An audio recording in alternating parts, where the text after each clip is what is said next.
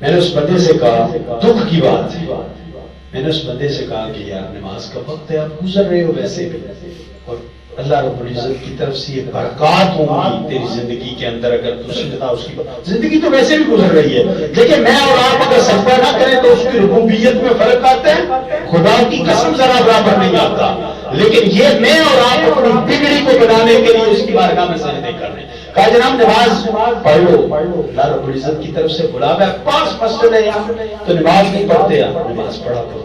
اللہ رب العزت کی ذات کا فضل، اللہ اس بندے سے ذمہ ہی، میں نے اس بندے سے بات کی، میں نے کہا اللہ اس بندے سے ذمہ ہی اٹھا لیتا ہے اپنا، جو بندہ نماز ادا نہیں کرتا، جان بوجھ کے نماز ترک کرے، اللہ اور اللہ کے رسول کا کوئی ذمہ نہیں ہے اس بندے پہ، ہم امتی بڑے بیٹھے ہیں تو بڑے ہیں، اللہ بھی فرماتا ہے، اللہ کے حبیب بھی فرماتے ہیں، اس بندے کا ذمہ ہی نہیں ہے میرے ذمہ، ختم ہوگی ذمہ داری۔ تو یار نماز پڑھا کر، اس سے پتہ کیا جواب؟ کہنے لگا جناب سے پھر بھی تو انو رکھیا مسجد سے، پھر بھی نماز آسا پڑھنی ہے۔ ہنسنے والی بات نہیں ہے، کافر کر دیتی ہے بندے کو یہ بات۔ بھائی میں نے اپنی پڑھنی ہے، آپ نے اپنی پڑھنی ہے، یہ نہیں کہ مولوی نے پڑھی ہے تو جناب والا گھر سے تعلق کیوں رکھا تجھے پڑھا کرو، گالیاں ہو گئی ہیں۔ نہ، مصطفیٰ کریم صلی اللہ علیہ وسلم کا فرمان عالی شان ہے، کسی عام وہ زبان جس کو سب کن کی کنجی کہے، ان کی نافذ حکومت پہ لاکھوں سلام۔ مصطفیٰ کریم صلی اللہ علیہ وسلم کی زبان اطہر، اور مصطفیٰ کریم صلی اللہ علیہ وسلم فرما رہے ہیں من ترک الصلاۃ متعمدا فقد کفر۔ صحابہ فرماتے ہیں کہ ہم جناب والا کسی بندے کو کافر نہیں سمجھتے تھے، کسی عمل کے تارک کو کافر نہیں سمجھتے تھے، لیکن اگر کوئی نماز کا تارک ہوتا تو ہم کہتے ہیں یہ کافر ہو گیا، ہم کہتے ہیں یہ کافر ہو گیا۔ اور نماز کو جان بوجھ کے ہلکا جاننا، اس کے اندر ائمہ کی کوئی دوسری رائے نہیں ہے، وہ کہتے ہیں کہ پکا ٹھکا بندہ کافر ہے۔ لیکن اگر بندہ یہ کہے کہ سستی کرتا ہوں، پڑھنی چاہیے، یار بس میری سستی ہے میں نہیں پڑھ سکتا، تو اس کے اندر بھی رائے کوئی سوکھی نہیں ہے، اس کے اندر بھی بڑی مشکل سی رائے ہے۔ حضرت امام اسحاق اور حضرت امام احمد آپ فرماتے ہیں کہ اس بندے کو قتل کر دیا جائے جو جان بوجھ کے نماز چھوڑتا ہے، واجب القتل ہے وہ بندہ جو بندہ جان بوجھ کے نماز چھوڑتا ہے۔ اور حضرت امام ابو حنیفہ رحمۃ اللہ علیہ فرماتے ہیں قتل نہ کیا جائے، قید کے اندر ڈال دیا جائے، یہاں تک کہ وہ بندہ تائب ہو جائے، توبہ کرے، کہے کہ نہیں اللہ کی بارگاہ میں توبہ ہے، اب میری نماز ترک نہیں ہوگی، تو اسے پھر نکالا جائے۔ اگر وہ تائب نہیں ہوتا، توبہ نہیں کرتا، نماز پڑھنے کا ارادہ نہیں کرتا، تو عمر بھر اسے قید رکھا جائے۔ یہ ہمارے امام جنہیں ہم اپنا امام سمجھتے ہیں، حضرت امام ابو حنیفہ امام اعظم رضی اللہ تعالیٰ عنہ، آپ فرماتے ہیں کہ اسے قید کے اندر رکھا جائے یہاں تک کہ وہ توبہ کر لے، اور اگر توبہ کر لے تو نکال لیا جائے، اور اگر تائب نہ ہو تو عمر بھر قید کے اندر رہے۔ جن کی ہم 11ویں شریف کہتے ہیں، جن کی ہم 11ویں شریف کہتے ہیں، حضرت شیخ عبد القادر جیلانی الحسنی والحسینی، ہم لنگر کھا کے کہتے ہیں تن پاک ہو گیا، من پاک ہو گیا۔ یہ جو لنگر کھا کے تن اور من پاک کر رہے ہیں نا، اس کے بارے میں حضرت شیخ عبد القادر جیلانی فرماتے ہیں، آپ فرماتے ہیں جو بندہ بے نمازی ہو اسے مسلمانوں کے قبرستان کے اندر دفن نہ کرو۔ اب میں اور آپ حضرت شیخ عبد القادر جیلانی کے اس حکم کے اوپر غور کریں کہ احباب وقار میں اور آپ مسلمانوں کے قبرستان کے اندر دفن ہونے کے لائق ہیں۔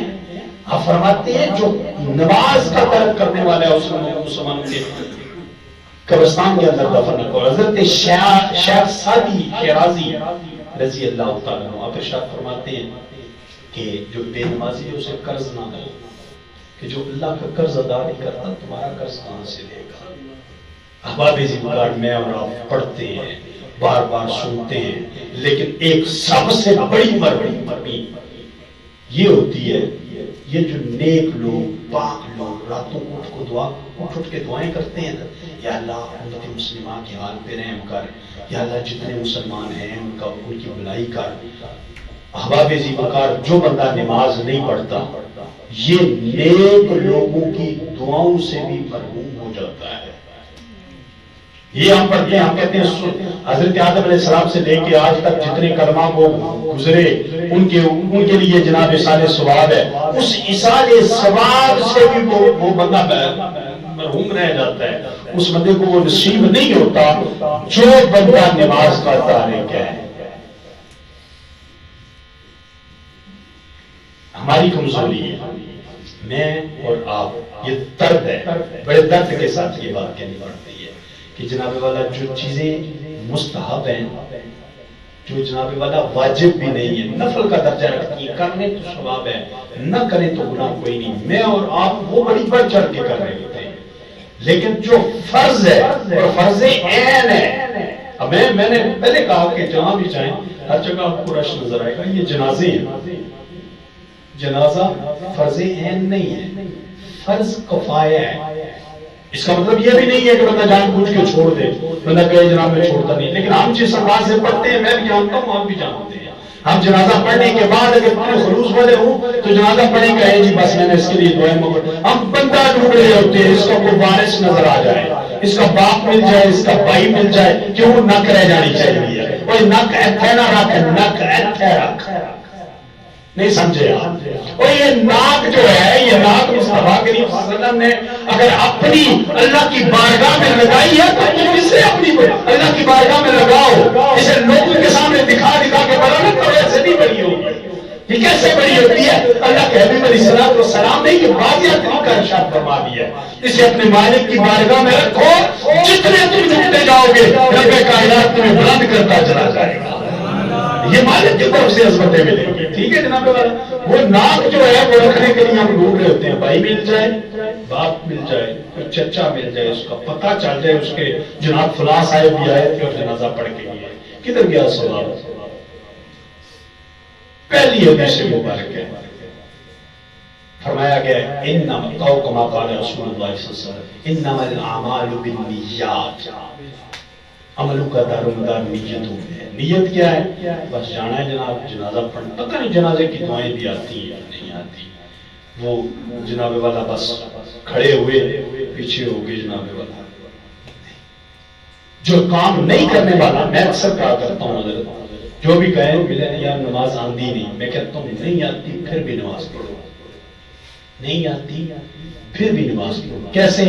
جناب والا نماز پڑھنے کے لیے امام صاحب آگے کھڑے ہیں، آپ کو نماز نہیں آتی، آپ نے وضو کیا، وضو کرنے کے بعد جناب والا آپ نے امام صاحب کے پیچھے نیت باندھ کے کھڑے ہوئے. آپ کو نہیں پتا ثنا میں کیا پڑھنا ہے، سورہ فاتحہ میں تلاوت کیسے کرنی ہے، یہ قرات کیسے کرنی ہے، کتنی آیات پڑھنی ہے، کیا ان کی حد ہے، کتنی دیر تک کھڑے، نہیں پتا. لیکن آپ پیچھے امام صاحب کے آگے کھڑے ہو گئے. میں کہتا ہوں آپ میں سے جتنے لوگ ہیں، جو کوئی ملتا ہے جناب والا ضرور اپنے ساتھ ایک آدھا نمازی بنائے. اس کا آپ کے لیے چلتا ہوا ثواب بن جائے گا. اسے کہے نہیں آتی پھر بھی پڑھ، آہستہ آہستہ سیکھ، روز کا ایک حرف بھی سیکھ. سبحان اللہ سیکھ لے، اگلے دن جو جناب والا وبحمدی کا وتبارک اسمہ کا سورہ فاتحہ سیکھ. رکوع کے اندر کیا پڑھتے ہیں؟ سبحان ربی العظیم. سجدے کے اندر کیا پڑھتے ہیں؟ یہ اسے آہستہ آہستہ سیکھے. لیکن یہ نہیں آتا پھر بھی امام کے پیچھے آگے کھڑا ہو جائے، فائدہ کیا ہوگا؟ اب امام کی نماز، میری بات نہیں ہے، مصطفیٰ کریم صلی اللہ علیہ وسلم کی ارشاد پاک ہے. آپ فرماتے ہیں امام کی نماز مقتدی کی نماز ہوتی ہے. مجھے یہ بتائیں، آپ نماز ظہر کے وقت آئے، سوائے تسبیحات کے اور سوائے تحیات کے، آپ مجھے یہ بتائیں کہ ثنا کے بعد آپ کچھ پڑھتے ہیں؟ اگلی رکعت میں تو سورہ فاتحہ بھی آپ نے نہیں پڑھنی، سوائے تسبیحات کے اور تحیات بیٹھ کے پڑھ لیں. وہی کام وہ پیچھے کرتا جائے اور مالک کی بارگاہ میں یہ کہتا رہے مجھے نہیں آتی، میں کوشش کر رہا ہوں. اللہ کی عزت و جلال کی قسم اس درد کے ساتھ پڑھے. میرے خیال میں جو تلفظ کے ساتھ پڑھنے والا ہے ہو سکتا ہے اللہ کی بارگاہ میں وہ تلفظ والے سے زیادہ پڑھی ہوئی اس کی قبول ہو جائے. آتی بھی نہیں پھر بھی مالک کی بارگاہ میں آئے کرے. مالک مجھے نہیں پتا، اور پھر مجھے بات کو یاد آتی ہے. وہ قبر کھودی اور جناب والا صاحب بزرگ کی قبر تھی، نکالا باہر تو ٹھیک ٹھاک جناب وہ اس کا جسم اور ٹھیک ٹھاک اس کے جناب والا کفن. لوگوں نے کہا اس کا عمل کیا ہے؟ کوئی عمل تو عمل خیر تو کر گیا ہے، کوئی نیکی تو کر گیا جو بچ گیا. ٹائم ہو گیا بس میں یہ آخری بات پوری توجہ سے سنیں. اس نے کہا کوئی نیکی تو کر کے گیا, قبر بھی سلامت ہے, جسم بھی سلامت ہے, ہوا بھی کچھ نہیں ہے, ٹھیک ٹھاک ہے, قبر کے اندر ہرا بھرا خوشاش مشاش. جناب والا ایسے پتا چلتا ہے کہ ابھی اسے قبر کے اندر رکھا ہے, اور جناب والا یہ کیا معاملہ کیا ہوا ہے. تو وہ کہتے ہیں جناب پتہ کرتے کرتے اس گاؤں کے اندر ایک کوئی بڑھیا مائی تھی, بڑھیا مائی تھی. اس سے پوچھا اس کا عمل کیا تھا. اس نے کہا یہ میرا شوہر تھا جس کے بارے میں تم بات. اس نے کہا عمل پھر تو تجھ سے بہتر پتہ چل سکتا ہے. اس نے کہا ہوتا یہ تھا کہ جب لوگ نماز فجر کے بعد قرآن کھولتے اور قرآن کی تلاوت کرتے, اسے قرآن پڑھنا نہیں آتا تھا, یہ بستی ہوئی آنکھوں کے ساتھ نم آنکھوں کے ساتھ گھر آتا, گھر آ کے قرآن دیکھتا. کبھی میں پڑھ رہی ہوتی اور کبھی الماری میں پڑھا ہوتا. اگر میں پڑھ رہی ہوتی تو کہتا ٹھیک ہے اب یہ تلاوت کر رہی ہے, لیکن اگر الماری میں ہوتا اسے نکالتا, نکال کے اس کو کھولتا, کھول کے چومتا, آنکھوں سے لگاتا, اور جناب والا جب قرآن کھولتا اب پڑھنا نہیں آتا تھا, نم آنکھوں کے ساتھ انگلی قرآن کے اوپر حرفوں کے اوپر رکھتا اور کہتا میرے مالک مجھے نہیں پتا, مجھے نہیں پتا کیا لکھا ہے, مالک نہیں جانتا کیا لکھا ہے, لیکن یہ حق ہے جو لکھا ہے وہ سچ لکھا ہے.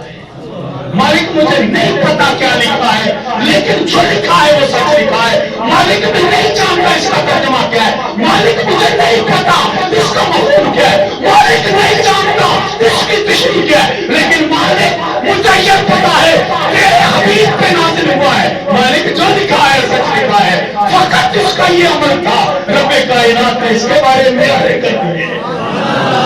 اس طرح کوئی آگے رب کائنات کی بارگاہ میں